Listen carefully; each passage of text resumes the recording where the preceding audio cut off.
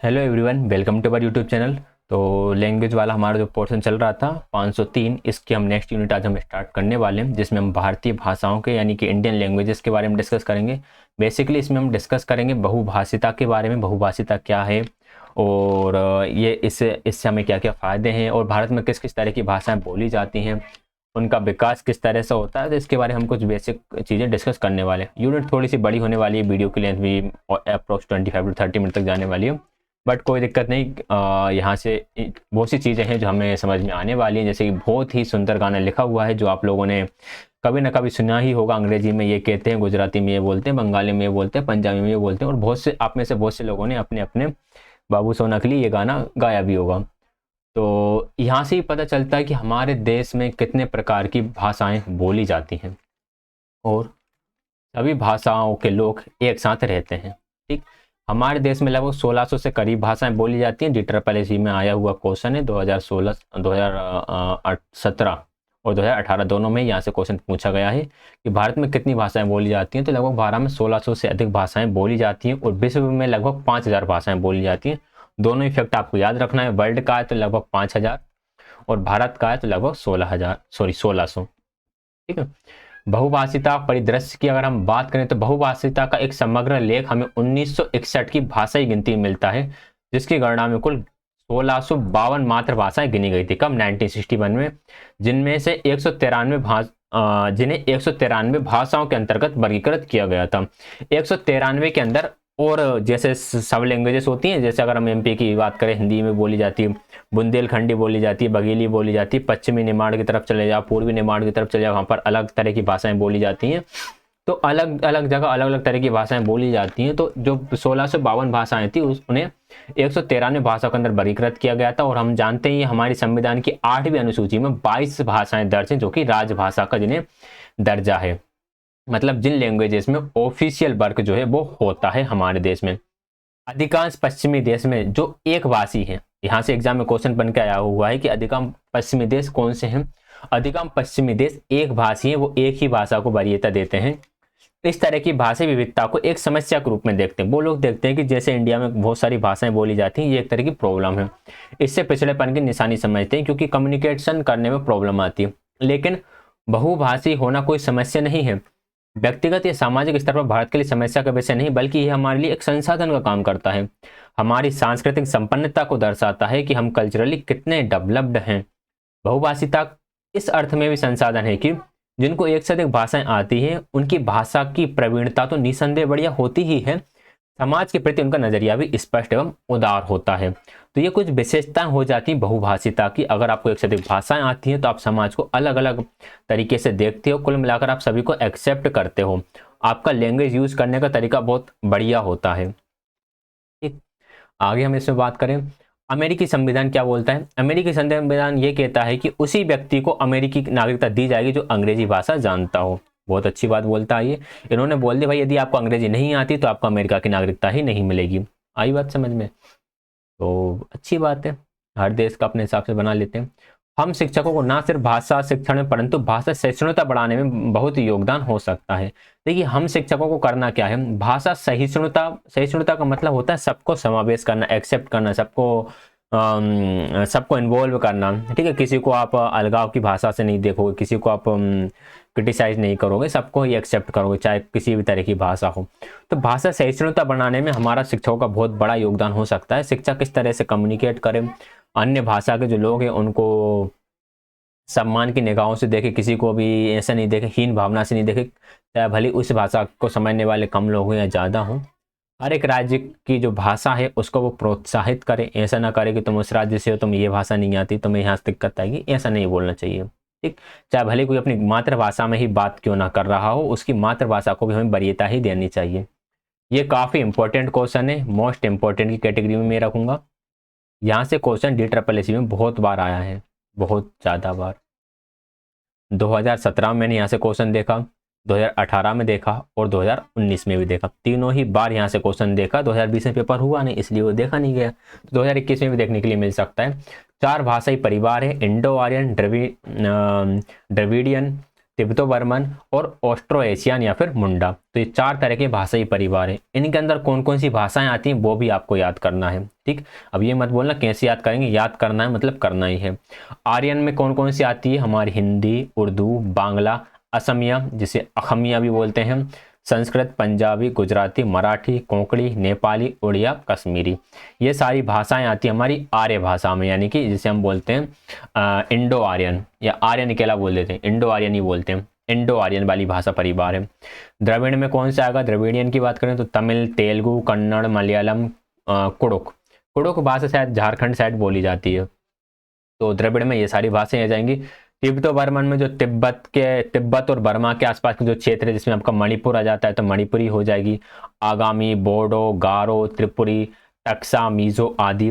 मुंडा परिवार में आपकी मुंडा, मुंडारी, हो, संथाली, गुत और सबरा, ये सारी भाषाएं आ जाती हैं। तो इन्हें आप याद कर लेना और मैं कहता हूं इनको आप रट लेना क्योंकि ये इंपॉर्टेंट है। एग्जाम में क्वेश्चन आ भी सकता है, नहीं भी आ सकता, लेकिन आ गया तो 1 नंबर आपका पक्का हो जाएगा। इतनी भाषाई भिन्नता और भाषा परिवारों की भिन्नता होते हुए भारत एक भाषाई क्षेत्र है। भारत एक भाषाई क्षेत्र है, ये याद रखिएगा। भाषाई क्षेत्र मीन्स भारत एक भाषाई क्षेत्र है जहां पर हर एक भाषा को वरीयता दी जाती है, किसी भी भाषा को नीचा नहीं समझा जाता है।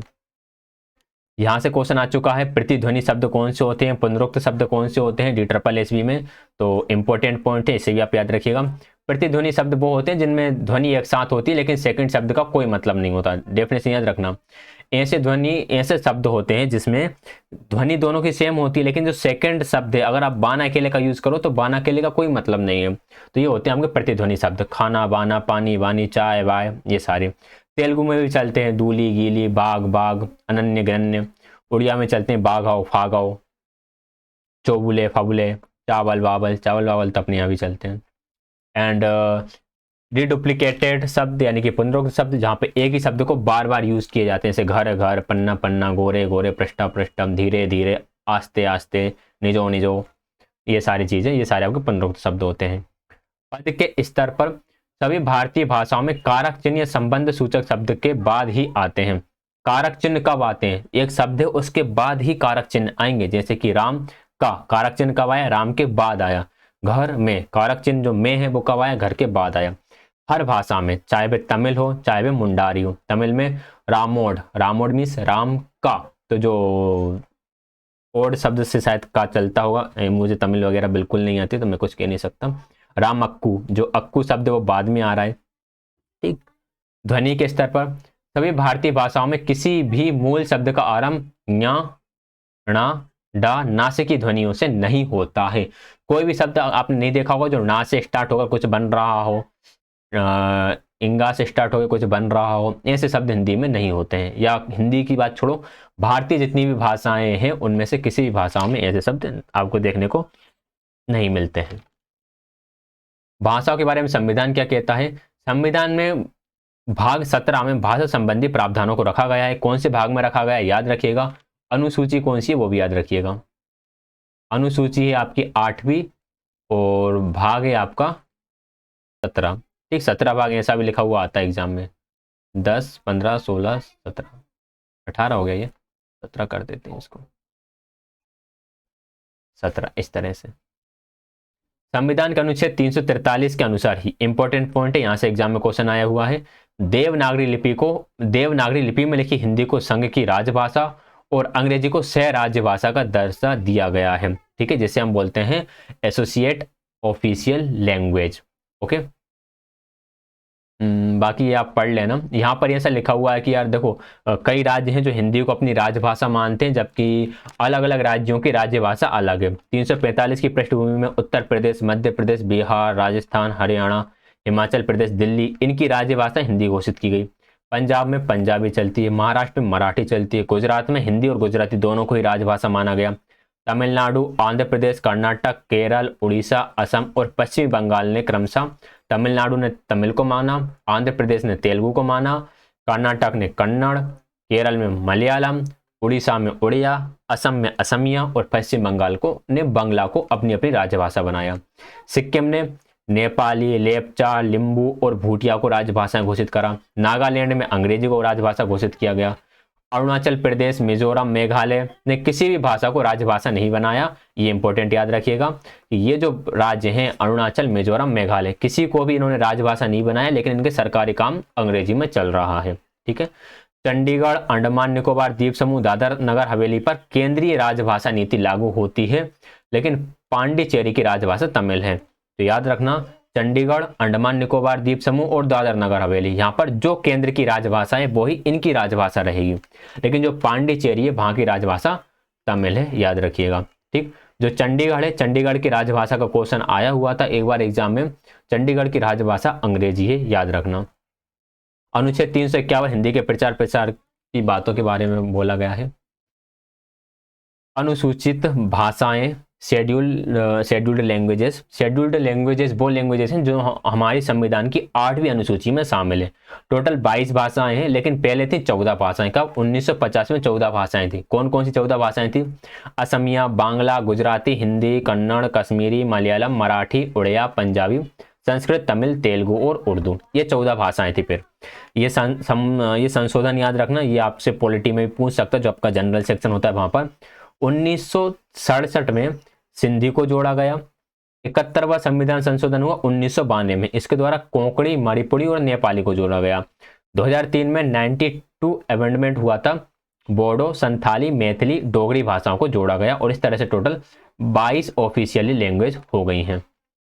किसी भी भाषा का अनुसूचित में आने का अर्थ है कि उस भाषा के विकास के लिए संघ और राज्य दोनों ही प्रयास करेंगे। ओके, ये इंपॉर्टेंट पॉइंट याद रखना। प्रादेशिक भाषाएं व मातृभाषाएं, regional languages and mother tongues. 2001 की जनगणना के अनुसार कुल 100 प्रादेशिक भाषाओं की सूची तैयार की गई, जिसमें अधिकांश भाषाएं स्वतंत्र व अकेली नहीं है। इन प्रत्येक के अंतर्गत कई सारी मातृभाषाएं या बोलियां भी शामिल हैं। फॉर एग्जाम्पल, हिंदी के बहुत सारी भाषाएं, जैसे अगर हम अवधी भाषा ले लो, ब्रज भाषा ले लो, तो ये सारी भाषाएं और हिंदी को ले लो साथ में, तो इनमें कुछ वर्ड्स कॉमन होते हैं। तो 100 प्रादेशिक भाषाओं को देखा गया और इनके अंदर बहुत सारी मातृभाषाएं हमें देखने को मिलती है। मातृभाषा क्या है? मातृभाषा की परिभाषा दी गई यहाँ पर। मातृभाषा वह भाषा है जिसमें कि किसी व्यक्ति की माँ उससे बचपन में बात करती है। यदि माँ ना हो तो घर परिवार में बोली जाने वाली भाषा मातृभाषा हो जाती है। यदि फिर भी कोई संदेह है तो मुख्यतः परिवार में बोली जाने वाली भाषा मातृभाषा है। जो माँ बोलती है वह मातृभाषा, माँ नहीं है घर में बोलने जाने वाली मातृभाषा, घर की दिक्कत वगैरह है तो परिवार में जो भाषा बोली जाती है वो मातृभाषा होती है। ठीक, याद रखना, डेफिनेशन एग्जाम पूछ ले जाते हैं। शास्त्रीय भाषा, यहाँ से क्वेश्चन एक बार आया हुआ है, 2018 की किसी शिफ्ट में आया हुआ था। तो शास्त्रीय भाषाएं वो हैं जिनका एक लंबा इतिहास हो, उस भाषा का लगभग 1500 से 2000 वर्ष पुराना लिखित इतिहास होना चाहिए, उसका एक प्राचीन साहित्य ग्रंथ हो जिसे कि उस भाषा को बोलने वाले एक बहुमूल्य विरासत मानते हो, कोई एक ग्रंथ हो जिसे बहुत बड़ी विरासत माना जाता हो, उस भाषा की साहित्य परंपरा मौलिक हो, ना कि किसी अन्य भाषी समुदाय से उधार ली गई हो। मतलब कि जो उसमें साहित्य लिखा गया है वह वहाँ का ओरिजिनल होना चाहिए। ऐसा नहीं है कि किसी दूसरा साहित्य था किसी दूसरी भाषा का, उसको आपने जस्ट कॉपी करा है, ऐसा नहीं होना चाहिए। तो यहाँ से क्वेश्चन आया था, शायद संस्कृत का आया था। संस्कृत को कब शास्त्रीय भाषा घोषित किया गया? तो 2005 में संस्कृत को शास्त्रीय भाषा घोषित किया गया, 2004 में तमिल को, 2008 में कन्नड़ और तेलुगु को शास्त्रीय भाषा बोला गया, जैसे हम बोल सकते हैं क्लासिकल लैंग्वेज। जैसे क्लासिकल डांस होते हैं वैसे ही क्लासिकल लैंग्वेज होती है। बोली व भाषा में फर्क, difference between the language and dialect. देखिए, लैंग्वेज और डायलेक्ट जो होती हैं इनमें कोई अंतर नहीं होता, फिर भी हम कई बार इनका अंतर बता देते हैं। जैसे कि मैंने शायद हम स्कूल टाइम पे याद करा था, हिंदी में हमारे सर ने ही एक बार हम सबसे पूछा पूरे बच्चों से कि भाषा और बोली में क्या अंतर होता है। हमें पता नहीं था क्या अंतर होता है, हमने कहा सेम तो होती है, उन्होंने कहा नहीं अंतर होता है। क्या अंतर होता है? तो उन्होंने बोला कि भाषा की व्याकरण होती है, बोली की कोई व्याकरण नहीं होती। भाषा का साहित्य होता है, बोली का कोई साहित्य नहीं होता। थोड़ा अजीब लगा सुनने में, बट समझते हैं आज हम इसे। भाषाई दृष्टि से भाषा व बोली में कोई भी फर्क नहीं होता है। भाषा व बोली दोनों का ही व्याकरण होता है और दोनों ही नियमबद्ध होती है। जैसे हिंदी, अंग्रेजी, संस्कृत आदि भाषाओं का व्याकरण है, उसी तरह अवधी, ब्रज, भोजपुरी भी व्याकरणबद्ध है। आई बात समझ में? तो भाषा और बोली दोनों का ही व्याकरण होता है। NIOS जो कि ऑफिशियल डॉक्यूमेंट है उसमें ये बात लिखी हुई है। एग्जाम में आता आप लिख सकते हो कि भाषा एंड बोली दोनों का ही व्याकरण होता है और दोनों ही नियमबद्ध होती हैं। इसी तरह साहित्य की भी बात है। जिस तरह भाषा कही जाने वाली हिंदी, अंग्रेजी, संस्कृत में साहित्य लिखा गया है, उसी तरह अवधी, मैथिली, ब्रज में भी बोलियां कहा जाता है। इनमें बहुत सारा साहित्य लिखा हुआ है। अगर हम तुलसीदास, रेदास, रसखान, कबीरदास इनकी बात करें तो उन्होंने साहित्य इन भाषाओं में भी लिखा है। ये इंपॉर्टेंट पॉइंट है। यहाँ से क्वेश्चन DSSS भी छोड़ो, अदर जो एग्जाम्स होते हैं, रीट में भी, रीट, यूपीटेट वगैरह, इनमें भी यहाँ से क्वेश्चन आया हुआ है कि संसार की कोई भी भाषा को आप किसी भी लिपि में लिख सकते हैं। जैसे राम खाता है देवनागरी लिपि, इसको हम श्याम खाता, अच्छा श्याम है, श्याम खाता है, हम इसे रोमन लिपि में भी लिख सकते हैं। आई बात समझ में? तो किसी भी भाषा को किसी भी लिपि में लिखा जा सकता है। स्कूलों की शिक्षा में का माध्यम बनकर वही बोली मानकीकृत भाषा बन बैठती है। DSSS में एज इट इज क्वेश्चन उठकर आया हुआ है। कौन सी शिफ्ट में आया वो मुझे याद नहीं है। कि जो बोली है, बोली को जब हम स्कूल की शिक्षा मानकर यूज करने लगते हैं तो वही मानकीकृत भाषा बन जाती है। ठीक, बोली कब मानकीकृत भाषा बन जाती है? जब वे स्कूल में शिक्षा का माध्यम बन जाती है। प्राचीन नामों में हिंदू या हिंदू का भी यही अर्थ है, मतलब कि हिंदी भारत में बोली जाने वाली भाषा हिंदी कहते हैं। प्राचीन नामों में हिंदू या हिंदवी इसके अन्य नाम है। ठेठ हिंदी, खड़ी हिंदी, नागरी हिंदी, हिंदुस्तानी हिंदी, ये सारी हिंदियां हैं। ठेठ हिंदी क्या है? भाषा का वह रूप है जिसमें अन्य बोलियों का समावेश नहीं होता है। संस्कृत, अरबी, फारसी के शब्द से इसे मुक्त रखा जाता है। मतलब ठेठ हिंदी में ओनली हिंदी के ही शब्द यूज किए जाते हैं, अन्य भाषाओं के शब्द यूज नहीं किए जाते। खड़ी बोली, इसका नाम स्टैंडर्ड या मानक भाषा के लिए प्रयुक्त किया जाता है। खड़ी बोली ब्रजभाषा, रेखता दोनों से ही भिन्न एक बोलचाल की भाषा थी। वह गवारू भाषा नहीं थी, वरन एक व्यवहारिक व परिनिष्ठ भाषा थी जिससे साहित्यिक ग्रंथों की रचना भी संभव थी। तो जो गवारू भाषा होती है, गांव में हम बोलते हैं, मीन्स जैसे आप लोग जैसे घर में अपने पेरेंट्स के साथ डिस्कस करते होते हैं, ऐसे तो नहीं बोलते। आपकी मम्मी कभी तो ऐसे नहीं बोलती चलो बेटा खाना खा लो, चलो बेटा खाना खा लो, तो बोल भी देती होंगी। लेकिन कोई बड़ी बात डिस्कशन चल रहा होता हो तो आपकी एक अलग ही लैंग्वेज चल रही होती है, वहाँ पर आप एक अलग ही बोली का यूज़ कर रहे होते हो। ठीक, तो इसी तरह से खड़ी बोली भी होती है, जिसे गवारू भाषा नहीं बोला जाता, बट अच्छी भाषा, बोलचाल की भाषा ही होती है वो। नागरी हिंदू क्या होती है? साहित्यिक भाषा में प्रयुक्त हिंदी को नागरी हिंदी कहा गया। जो साहित्यिक भाषा के रूप में प्रयुक्त होती है वह नागरी हिंदी। देखिए पॉइंट याद रखना, ठेठ हिंदी अन्य बोलियों का समावेश नहीं होता है। हिंदी मतलब संस्कृत, अरबी, फारसी शब्द इसमें यूज नहीं किए जाते। खड़ी बोली सामान्य बोलचाल की भाषा है, एक व्यवहारिक व परिनिष्ठ भाषा है। नागरी हिंदी साहित्य में प्रयुक्त होने वाली भाषा है। हिंदुस्तानी, इसमें हिंदी तथा उर्दू दोनों के ही शब्द यूज हो जाते हैं। मानक या परिनिष्ठ भाषा आम जनता की बोली में से जब कोई बोली शिक्षित लोगों या अन्य शिक्षित सामाजिक वर्ग की भाषा के पद पर प्रतिष्ठित हो जाती है तब वह मानक भाषा कही जाती है। मीन्स कोई एक शिक्षित समुदाय है, एक कम्युनिटी है, वो कम्युनिटी अगर कोई एक भाषा बोल रही है तो उसे हम मानक भाषा बोल लेते हैं। हिंदी की मानक भाषा 3 बड़े केंद्रों मेरठ, दिल्ली और आगरा की बोली पर आधारित है। हिंदी की भाषा किस पर आधारित है? आगरा की बोली पर आधारित है। हिंदी मेरठ, दिल्ली, आगरा की बोली पर आधारित है। मैं अगर आपसे बात करूं कि जैसे कि आप बोलते हो यस, यस को आप हाँ बोलते हैं, तो हम इसको हाँ को हम लोग हाउ बोलते हैं। हाँ, जैसे किसी काम के लिए हाँ बोलने के लिए हम हाउ बोलते हैं। तो ये क्या है? ये हमारे बोलचाल की एक भाषा है, हाउ। ठीक है, तो मीन्स ये हमें ऐसा नहीं लगता कि ये गवारू वर्ड है। जो भी हमारे यहाँ बड़े से बड़ा जो पढ़ा लिखा व्यक्ति है, एजुकेटेड व्यक्ति है, वो हाउ वर्ड का ही यूज़ करता है हाँ के लिए। इवन हम भी हाउ वर्ड का ही यूज़ करते हैं, बट यहाँ पर जरूर हाँ बोलते हैं। यूट्यूब पर पढ़ा देता है क्योंकि यहाँ पर आप अलग अलग स्टेट से दे रखा हो। लेकिन अगर मैं ऑफलाइन की बात करूँ, जब मैं ऑफलाइन पढ़ा रहा होता हूँ तो हम इसी तरह के लैंग्वेज का यूज़ करते हैं। तुम दोनों को समझ में आ गई का, कुछ दिक्कत तो नहीं है, इस तरह के शब्द हम यूज़ करते हैं। ठीक, कुछ समस्या तो नहीं है इसके लिए हम यूज़ करते हैं, कुछ दिक्कत तो नहीं है, सब समझ में आ गओ का, ऐसे वर्ड हम यूज़ करते हैं। ठीक, तो ये होती है आपकी बोली। यहाँ पर बोलियों का विभाजन किया गया है, कहाँ पर किस किस तरह की बोली बोली जाती है, याद हो जाए तो ठीक है, बड़ी ना इतनी कोई ज़रूरत इसकी है नहीं है। बोलियाँ भी अपने आप में भाषाएं हैं और एक समय में ये स्वतंत्र भाषाओं के रूप में ही मानी जाती थी। तो बोलियाँ कोई अलग चीज़ नहीं है, एक तरह से भाषा ही है ये। ठीक, डॉक्टर रविंद्रनाथ श्रीवास्तव यहाँ पर बहुत कुछ लिखते हैं, आप चाहें तो इसे पढ़ सकते हैं। यहाँ से लेके यहाँ तक उन्होंने लिखा हुआ है, पढ़ लेना इसको। अभी वीडियो पॉज करके भी आप पढ़ सकते हो। साहित्य भाषा के रूप में हिंदी, ब्रजभाषा, मैथिली, अवधी हिंदी की प्रमुख साहित्यिक भाषाएं हैं। तो याद रखना हिंदी की प्रमुख साहित्यिक भाषाएं कौन कौन सी हैं? तो ब्रजभाषा हो गई, मैथिली हो गई, अवधी हो गई, ये प्रमुख साहित्यिक भाषा हैं। मध्यकाल में सूरदास, मीराबाई, केशवदास, रहीम, रसखान, बिहारी, देव, घनानंद, सेनापति, भूषण, पद्माकर, रत्नाकर जैसे कवियों ने इसको समृद्ध किया। इनके नाम आपने स्कूल टाइम पे हिंदी में पढ़े ही होंगे, इनका जीवन परिचय भी याद करा इवन हम लोगों ने, तो इनके आपने दोहा वगैरह भी पढ़े होंगे। मैथिली के प्रख्यात कवि विद्यापति को भारत के लगभग पूरे पूर्वांचल को एक सूत्र बांधने का श्रेय है। इंपॉर्टेंट पॉइंट याद रखना, मैथिली जो है इनको किस चीज का श्रेय दिया जाता है कि पूरे पूर्वांचल को एक सूत्र में बांधने का। अवधि के विद्वान कवियों में जायसी और तुलसीदास है। तुलसी और मोहम्मद जायसी और मलिक मोहम्मद जायसी और तुलसीदास, ये क्या है, अवधि के विद्वान कवि हैं। जायसी की पद्मावत ठेठ अवधि में लिखी गई महाकाव्य रचना है। तो मलिक मोहम्मद जायसी की जो पद्मावत लिखी गई है वो कौन सी भाषा में लिखी गई है, तो ठेठ अवधि में लिखी गई है। ब्रज और अवधि दोनों पर ही तुलसीदास जी का अधिकार था। संत साहित्य में हिंदी को संपन्न तथा समृद्ध करने वाले कवियों में कबीर, दादू, रेदास, गुरु नानक आदि शामिल है। मीन्स ये इन्होंने संत होते हुए हिंदी को बढ़ाया है, इन्होंने अपना साहित्य हिंदी में लिखा हुआ है, तो संत साहित्य में हिंदी को बढ़ाने का काम किसने करा, कबीर, दादू, रेदास, गुरु नानक, इन लोगों ने करा। 1956 में कलकत्ता से प्रकाशित हिंदी का पहला समाचार पत्र उदंड, मार्तंड तथा दूसरा पत्र बंगदूत था। इस दृष्टि से विशेष रूप से उल्लेखनीय है, याद रख लीजिएगा इस बात को। एंड प्रशासनिक रूप से हिंदी को कब राजभाषा का दर्जा दिया, 14 सितंबर 1949 को दिया गया, इसलिए 14 सितंबर को हम हिंदी दिवस मनाते हैं।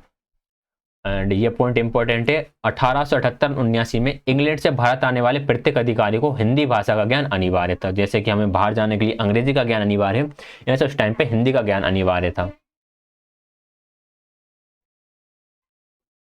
अंग्रेजी भाषा भारत में एक महत्वपूर्ण भूमिका अदा कर रहा है, इसके निम्नलिखित कारण है। ये कारक DSSS में पूछे गए हैं। ठीक, 2 बार यहाँ से क्वेश्चन बनकर आया हुआ है कि अंग्रेजी भाषा इंपॉर्टेंट क्यों है। अधिकतर सामग्री, संदर्भ सामग्री, महत्वपूर्ण पुस्तकें अंग्रेजी में लिखी जाती है, बिल्कुल सही बात है। अच्छी अच्छी चीजें जो है, इवन अगर मैं आपको बताऊं जो CDP का अच्छा ज्ञान है वो ज्यादातर आपको इंग्लिश में ही देखने को मिलेगा। अंग्रेजी वाणिज्य व व्यवसाय, अंग्रेजी वाणिज्य और व्यवसाय में सहायक है, यानी कि अगर आप बिजनेस स्टडी करते हो, कॉमर्स की पढ़ाई करते हो, जैसे जो अकाउंटेंट्स पढ़ते हैं, जो CA होते हैं, जो MBA कर रहे होते हैं, वो ज़्यादातर इंग्लिश में कर रहे होते हैं। अंग्रेजी पर पूर्ण अधिकार एक विशिष्ट व्यक्तित्व की पहचान है, बिल्कुल ठीक बात है। यदि आपको अंग्रेजी अच्छी आती है तो आपको एक अच्छा व्यक्ति समझा जाता है, पढ़ा लिखा व्यक्ति समझा जाता है। अंग्रेजी शिक्षा और शिक्षण के माध्यम के रूप में प्रयुक्त होती है, बिल्कुल ठीक बात है। आप पढ़ाने के लिए भी इंग्लिश का यूज़ करते हो। विश्व में होने वाली मनोवैज्ञानिक, तकनीकी, वैज्ञानिक, तकनीकी, कृषि, व्यावसायिक विकास की जानकारी अंग्रेजी के माध्यम से ही होती है, सही बात है। अगर आप कुछ भी न्यू डेवलप हो रहा है तो उसका जो रिसोर्स है वो आपको इंग्लिश में ही मिलेगा। अंतरराष्ट्रीय स्तर पर अंग्रेजी का महत्वपूर्ण स्थान है, ये विश्व के अधिकतर देशों में बोली और समझी जाती है, ये बात ही बिल्कुल सही है। हमारे राष्ट्रीय जीवन में अंग्रेजी भाषा का विशेष स्थान है। राज्यों की अपनी क्षेत्रीय भाषाएं, किंतु परस्पर समझने और कार्य करने में अंग्रेजी सहायक है, बिल्कुल ठीक बात है। अगर मान लो मैं कभी तमिलनाडु चला जाता हूं, मैं कभी तमिलनाडु चला जाता हूँ, तब तमिल तो मैं सीख नहीं सकता, लेकिन मुझे इंग्लिश थोड़ी बहुत आती है, तो मैं इंग्लिश में वहाँ के लोगों से कम्युनिकेट कर सकता हूँ। जिन लोगों को इंग्लिश आती है, जो वहाँ का एजुकेटेड वर्ग होगा, एटलीस्ट उसके साथ तो मैं कम्युनिकेट कर ही पाऊंगा। मैं कर्नाटक चला जाता हूँ तो मुझे कन्नड़ सीखने की जरूरत नहीं है, अगर मुझे इंग्लिश आती है तो मैं कर्नाटक के लोगों से भी कम्युनिकेट कर सकता हूँ। केरल गया तो मुझे मलयालम की जरूरत नहीं है, मैं इंग्लिश में उनके साथ कम्युनिकेट कर सकता हूँ। असम में चला गया तो मुझे असमिया सीखने की जरूरत नहीं है, मैं इंग्लिश में उनके साथ कम्युनिकेट कर सकता हूँ। आई बात समझ में? तो इंग्लिश इस तरह से हमारे पूरे देश को जोड़ने का काम भी करती है। विद्यालय पाठ्यक्रम में अंग्रेजी भाषा का स्थान, देखिए प्रथम भाषा तो मातृभाषा ही होती है, या फिर जो क्षेत्रीय भाषा वो हो। द्वितीय भाषा कोई भी आधुनिक भाषा या फिर अंग्रेजी भाषा हो सकती है। गैर हिंदी राज्यों में द्वितीय भाषा हिंदी या फिर अंग्रेजी होगी, प्रथम भाषा बाकी क्षेत्रीय भाषा होगी। फॉर एग्जाम्पल हम तमिलनाडु का नाम ले लेते हैं, वहां पर प्रथम भाषा कौन सी होगी, तमिलनाडु की बात कर रहे हैं, प्रथम भाषा वहां की होगी तमिल। द्वितीय भाषा वो कुछ भी रख सकते हैं, या तो वो हिंदी रख सकते हैं या फिर वो इंग्लिश रख सकते हैं। तृतीय भाषा हिंदी राज्य भाषाओं में तीसरी भाषा अंग्रेजी या कोई भी एक आधुनिक भारतीय राज्यभाषा होगी जो द्वितीय भाषा के रूप में ना पढ़ी जा रही हो। तृतीय भाषा वो रखेंगे जैसे आप as a second language use नहीं कर रहे हो। ठीक, जैसे मैं अपनी बता रहा हूँ, हम लोगों ने थर्ड लैंग्वेज के रूप में संस्कृत को पढ़ा है, और हम लोगों ने सेकंड लैंग्वेज इंग्लिश पढ़ा है, फर्स्ट लैंग्वेज हिंदी पढ़ा है। तमिलनाडु वाले हो सकता है फर्स्ट लैंग्वेज तमिल पढ़ें, सेकंड लैंग्वेज वो इंग्लिश पढ़ें, और थर्ड लैंग्वेज के रूप में हिंदी पढ़ सकते हैं वो। गैर हिंदी भाषाई राज्यों में तीसरी भाषा अंग्रेजी होगी, या फिर एक आधुनिक भारतीय राजभाषा द्वितीय भाषा के रूप में नहीं पढ़ी जा रही हो, वो हो सकती है। राष्ट्रीय पाठ्यचर्या की रूपरेखा 2005 के अनुसार भारत के बहुभाषी समाज में अंग्रेजी एक वैश्विक भाषा है। वैश्विक भाषा मतलब ग्लोबल लैंग्वेज है। किसमें? भारत के बहुभाषी समाज में। भारत का जो मल्टी लैंग्वेज सोसाइटी है, मल्टी लैंग्वेज में सोसाइटी में इंग्लिश किस तरह का काम करती है? English as a global language का काम करती है। और हमारा जो वर्क है, जो हमारे एक्ट में बोला गया, उस एक्ट के अकॉर्डिंग इंग्लिश एक एसोसिएटिव ऑफिशियल लैंग्वेज जो एसोसिएट करती है आपके राज्य के काम को, क्योंकि हर व्यक्ति तो वो लैंग्वेज जानता नहीं है ना, इसलिए। कक्षा 10 में विद्यार्थियों की असफलता का प्रमुख कारण अंग्रेजी, याद रख लेना, एग्जाम में क्वेश्चन पूछ लेते कई बार। भारत की भाषा की नीति क्या है, ये आप पढ़ लीजिएगा, क्या क्या नीतियां बनाई हैं 1986, 1990, 2005 के अनुसार। कोई खास यहाँ पर था नहीं। तो सारांश यानी कि हमारा ये यूनिट होता है कंप्लीट। कोई भी डाउट रहा तो उसके लिए आप कमेंट कर सकते हैं। वीडियो पसंद आए तो वीडियो को कर दीजिएगा लाइक, और कहीं भी कोई डाउट हो तो उसके लिए कर दीजिएगा कमेंट। टेलीग्राम चैनल ज्वाइन कर लीजिएगा, वहाँ पर आपको आपके सारे डाउट्स का सॉल्यूशन मिल जाएगा, ठीक। और आपको न्यू अपडेट्स भी मिलते रहेंगे। क्लास ज्वाइन करने के लिए आप सभी का बहुत बहुत धन्यवाद।